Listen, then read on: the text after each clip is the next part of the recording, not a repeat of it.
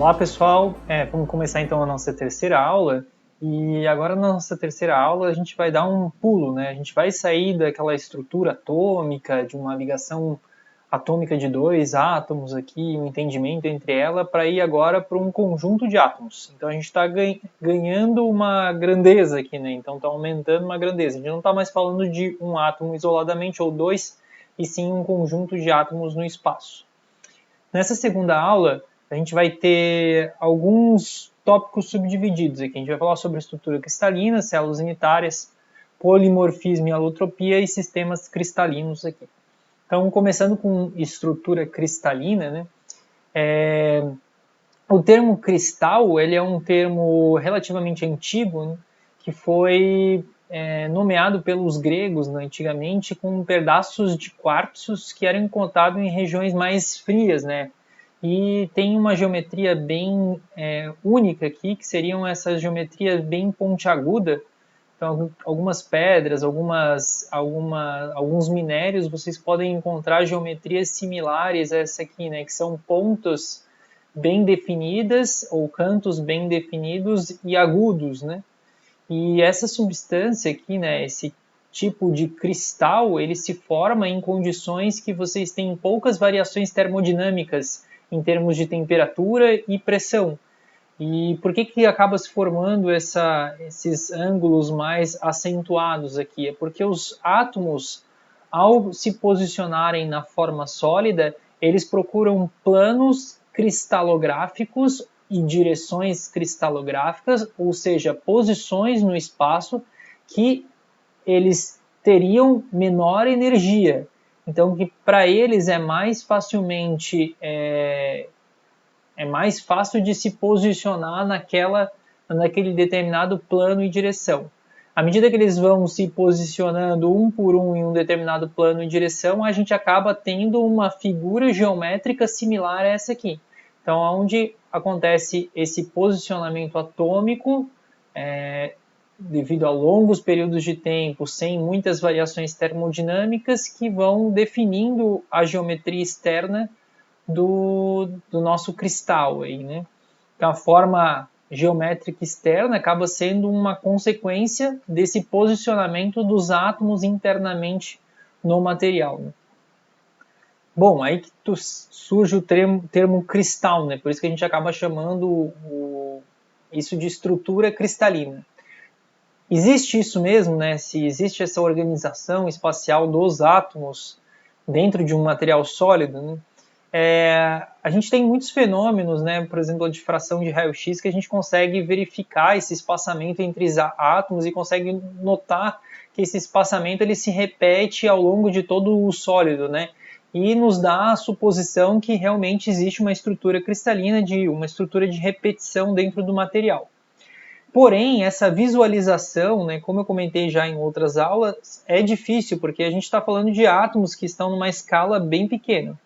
Entretanto, né, nos últimos anos, devido ao avanço de técnicas de caracterização, a gente já consegue resgatar imagens que mostram os átomos e o posicionamento deles no espaço, né? Então, essa aqui é uma folha bem fina de ouro, é uma imagem, eu acho que no microscópio de transmissão aí de alta resolução, e a gente consegue ver essas bolinhas aqui que são átomos e a organização deles espacial numa imagem bidimensional aqui, né?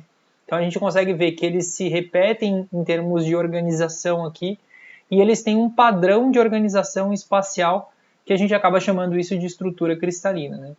Mais recentemente essas imagens estão ficando cada vez mais nítidas, né? Esse aqui é um artigo aí de agosto de 2019 que mostra um padrão de repetição da estrutura cristalina, né? Assim como o distanciamento entre os átomos, a gente consegue mensurar aqui, medir, né, esse distanciamento entre os átomos, e essas organizações dos átomos no espaço, vendo planos bem claros de átomos aqui, e padrões de repetição de átomos como se fossem tijolos numa parede, né? Então, um posicionamento repetido desses padrões ao longo de toda a estrutura cristalina. Depois a gente vai ver que esses padrões de repetições são chamados dentro da área de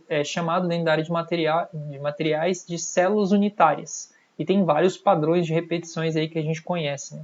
Então aqui tem o link do artigo, né, que eu retirei essas imagens, vocês podem dar uma olhadinha lá nesse link aqui, tem umas imagens bem boas em termos de resolução, que a gente consegue ver os planos cristalográficos, até em algumas regiões a gente consegue ver alguns defeitos, que a gente vai falar um pouquinho mais na frente sobre esses defeitos aí.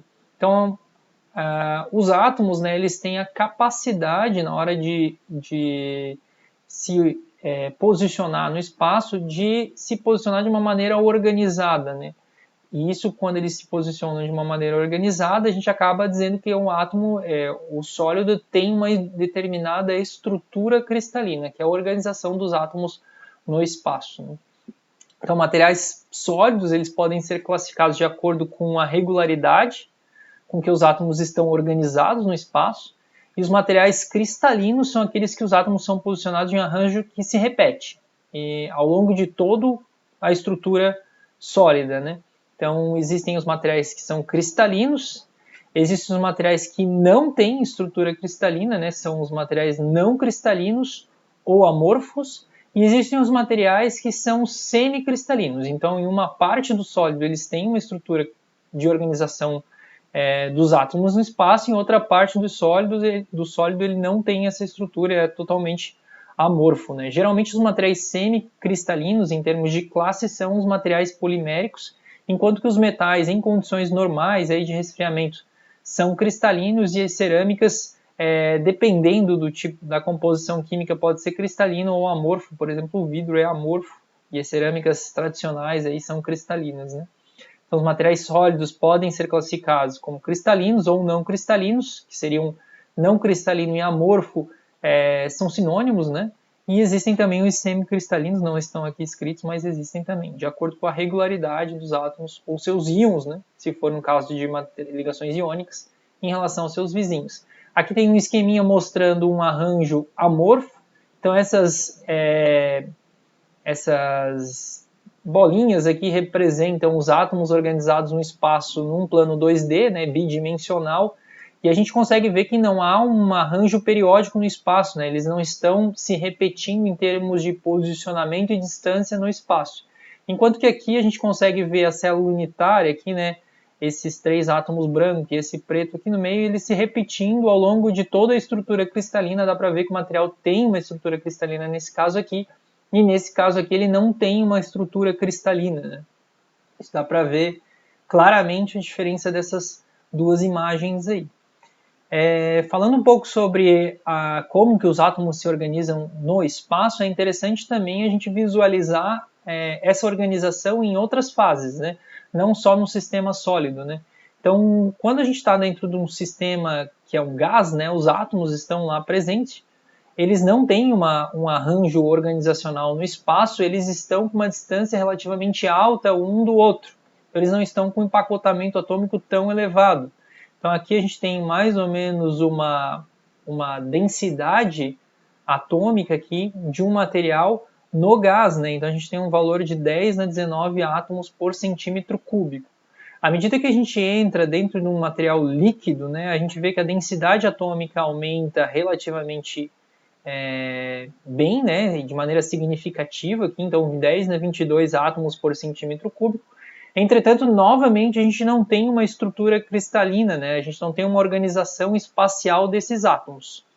E aí, indo para a letra, aqui seria a letra A, B, né? Aqui seria a letra C, eu vou direto para a letra D aqui, é quando o material se solidifica, né? Então ele vai lá, ele se posiciona, se organiza no espaço e cria uma estrutura cristalina. O material sólido com uma estrutura cristalina tem um empacotamento atômico maior do que os materiais no estado líquido e no material no estado gasoso. Entretanto, a gente vê também aqui uma configuração intermediária entre o material sólido, cristalino, e o material líquido, né? Isso aqui seria uma configuração de um material amorfo. Se vocês forem ver, né, ela tem uma similaridade muito grande com o material líquido. Então, a única diferença em termos de posicionamento atômico aqui de um material líquido para um material amorfo é que no material amorfo a viscosidade do material tende ao infinito. Então, a gente tem características de ser um material sólido, né? Então o vidro, por exemplo, que é um material amorfo, né, ele não tem a viscosidade de um líquido, mas a estrutura do que os átomos estão organizados no espaço é muito mais similar a um material líquido do que a um material com uma determinada estrutura cristalina ou um material cristalino, um sólido cristalino, né? Então, sólidos e líquidos amorfos, líquidos e sólidos amorfos se diferenciam por sua viscosidade. Então, os materiais sólidos amorfos têm uma estrutura de organização dos átomos no espaço. Na verdade, eles não têm essa organização dos átomos no espaço, assim como os líquidos, né? Então, são bem similares esse tipo de desorganização em ambas as situações. Entretanto, a viscosidade desse material aqui é muito mais elevada, então ele tem características físicas semelhantes ao material sólido. E a organização espacial dos átomos é muito semelhante entre essas duas carinhas aqui, né? Então, o maior empacotamento de átomos a gente tem dentro do material sólido cristalino, né? Bom, então materiais não cristalinos, os amorfos, não apresentam arranjo diatômico que se repete no espaço, e uma das questões que são bem determinantes se o material vai ou não ter uma estrutura cristalina é a facilidade com que esses átomos conseguem se organizar no espaço em relação ao estado líquido, né? Então imagina que vocês vamos pensar num material a alta temperatura que está num estado líquido, né? E à medida que a gente vai resfriar, ele vai passar pela temperatura de fusão e vai solidificar, né? Aí, da temperatura do líquido para a temperatura do sólido, a gente chama de temperatura de solidificação. Então ele vai passar por essa temperatura de solidificação ou processo de solidificação e vai solidificar. Então, os átomos eles vão estar organizados de maneira aleatória dentro lá do líquido. Se a gente faz um resfriamento bem lento mesmo, o que a gente vai fazer? A gente vai dar tempo suficiente para esses átomos se organizarem no espaço. Então, uma das coisas que influencia se a gente vai alcançar uma estrutura cristalina ou não é se esses átomos vão ter tempo suficiente durante o processo de solidificação para se organizarem no espaço. Se eu, por exemplo, pegar um material que está lá a temperatura líquida, né, a altas temperaturas, e resfriar ele rapidamente, muito rapidamente, possivelmente eu não vou dar tempo suficiente para esses átomos se organizarem no espaço, talvez eu alcance uma estrutura amorfa. Além disso, uma das coisas que é primordial para determinar se o material vai alcançar uma estrutura cristalina ou vai ter uma estrutura amorfa é o quão complexos são as ligações químicas presentes nesse material. Então, se eu tiver inúmeros elementos de liga com ligações químicas complexas, né, uma complexidade muito alta, eu demando mais tempo para conseguir organizar esse material no espaço, né?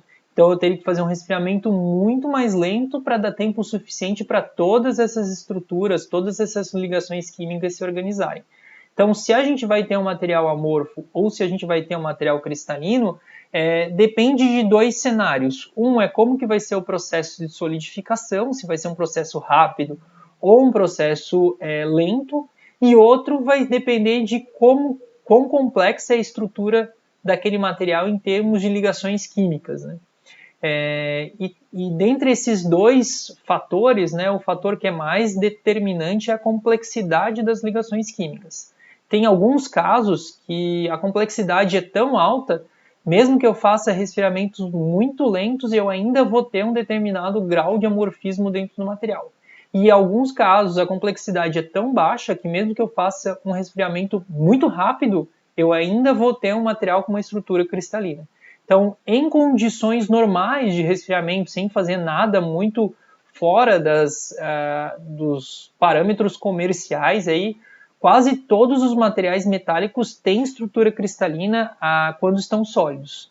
Os materiais cerâmicos tradicionais geralmente também têm estrutura cristalina, entretanto, alguns tipos de materiais cerâmicos se tornam amorfo em taxas de resfriamentos muito altas, né? Então, os vidros, geralmente, por exemplo, é uma das classes cerâmicas que se caracteriza por um material amorfo. Já os materiais poliméricos, geralmente, têm uma estrutura intermediária entre a formação cristalina e o amorfo, né? Então, eles são semicristalinos, né? Então, aqui a definição de um material amorfo, né? Aquele que não tem um arranjo periódico e sistemático dos átomos ao longo do seu sólido inteiro. E a definição de um material cristalino é aquele que os átomos se organizam ao longo de grandes distâncias, formando uma estrutura tridimensional, aqui chamada rede cristalina ou estrutura cristalina. Aqui ele comenta aquilo que eu falei anteriormente, né? Todos os metais, muitas cerâmicas e alguns polímeros formam estruturas cristalinas sob condições normais de solidificação.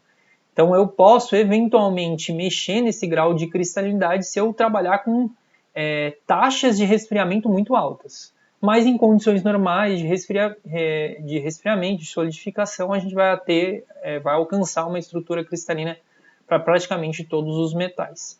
E dentro dessas estruturas cristalinas são formadas essas estruturas cristalinas são formadas por várias unidades básicas e repetidas denominadas células unitárias. É como se fosse diferentes tipos de blocos e tijolos que se arranjam no espaço para formar aquela parede, né, de maneira tridimensional. Então a gente vai ver um pouquinho sobre essas células unitárias, tem várias, a gente vai estudar na disciplina, basicamente 3, que são as mais encontradas dentro dos metais, e as mais comuns, na verdade, uma das nossas pontos positivos são as mais simples também, dentre todas as estruturas, dentro de todas as células unitárias que a gente conhece, né? O nosso foco aqui na disciplina, para a parte de células unitárias, vai ser nos metais, que são as células unitárias mais básicas e simples aí.